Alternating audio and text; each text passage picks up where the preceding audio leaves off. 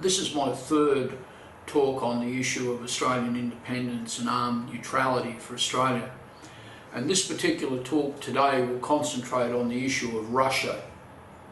As said previously, there are two major superpowers now, the United States of America and Red China. But there is a third one, Russia. Russia is too large to be considered a minor state, but it's still not to the level of the other two. Its economy is flagged from the days of the Soviet Union, but it's still left in possession with much of the apparat of the former Cold War. So Russia is indeed a superpower, the maverick superpower, the third superpower. The issue of Russia, colloquially speaking, and Australia once upon a time was driven by the issue of the Cold War. Australia was, of course, an ally of the US. We had the ANZUS alliance. We got involved in the United States' wars in Korea, Malaya, and then Vietnam. Ostensibly, we were always fighting communism. The Soviet Union, Russia if you like, was conceived of as not only a strategic security enemy of Australia, it was in some way considered an ideological enemy too. The regime in Russia claimed to be communist. Consequently, communism was a challenge to our liberal, conservative, democratic style capitalism. It was also the case that in the 1960s and early 70s, the attitude to the Soviet Union, again Russia if you like, was sometimes fueled on the so-called right side of politics by all sorts of conspiracy theories. It would be a boring case to say, read the books, was never overly impressed, but they were still issues that arose for a wide range of Australians who considered that communism itself was a special type of conspiracy and that the Soviet Union represented it.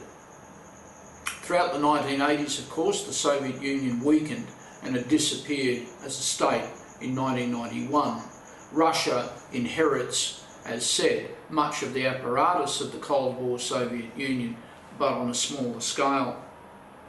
In the 1970s, some Australian nationalists looked again at the issue of the then Soviet Union. Was it exactly what the anti-communists said it was? Was it what the conspiratologists said it was? Some nationalists came to the conclusion that essentially it wasn't. In fact, in many ways, the Soviet Union had certainly changed from being that super heavy, from the top down, overly planned society into a more lax society. The security police still existed, but the gulags did not. Stalinism was quietly put in its grave. In the then Soviet Union, the rights of nationalities were often talked about. And most of all, the rights of the great Russian people and the closely allied peoples of Ukraine and Belarus were certainly discussed and talked about. The preservation of all of the identities was regarded as one of the high points of Soviet society. In other words, they didn't practice communism, the great levelling downwards or hyper-internationalism. In practice, they were something else. That was, of course, noted by some of the nationalists at the time, who looked around at our society, its consumerism, its suburbanism, its involvement in foreign wars and so on, and thought, well, is the Soviet Union really the enemy here?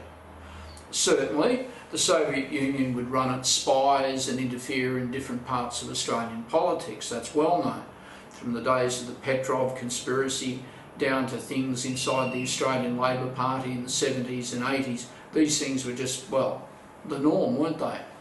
But as an enemy of Australia, some nationalists said, well, no, the Soviet Union is no longer an enemy.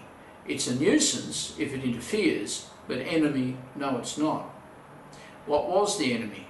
Well, the enemy was the rising Asia, the rising China. And the enemy, in one abstract sense, and maybe not so abstract, was the superpower that actually had its bases here, to whom our military were loyal, to whom our politicians swore undying fealty to the end and committed our troops to its wars. The change in understanding of the nature of Russia brings us right now into the modern period. Russia, of course, has various arrangements with China and so forth for trade. Even a nationalist Australia may trade with China. Russia certainly trades with China. But Russia does understand the geopolitics of the Russian military, and the Russian political apparatus certainly understands that China is no long-term friend of the Russian Federation. Quite the contrary. China may eye with very covetous eyes the enormous resources of Siberia and the great space in which Chinese hordes could most assuredly be settled, and the great naval base and so forth at Vladivostok, which would augment Chinese power in the Sea of Japan. For Australian nationalists, having traversed a very long period of time looking at Russia not being an enemy when it was the Soviet Union to the present time, is Russia an enemy of Australia? Basically, the answer must be no. It isn't Russia which purchases large tracts of Australian land and housing. It isn't Russia which sends large numbers of its nationals to Australia veritably to recolonise us. And it isn't Russia that has taken control of our university life, infiltrates media, parties and so forth to its own ends. What we have in Australia today is a clash of the two superpowers, USA and China, with Russia again in the wings. From the point of view of an Australian nationalist, an understanding that Russia does wish to play a role in world affairs, could Russia offer Australia some mechanism to exit the rivalry of the two main superpowers?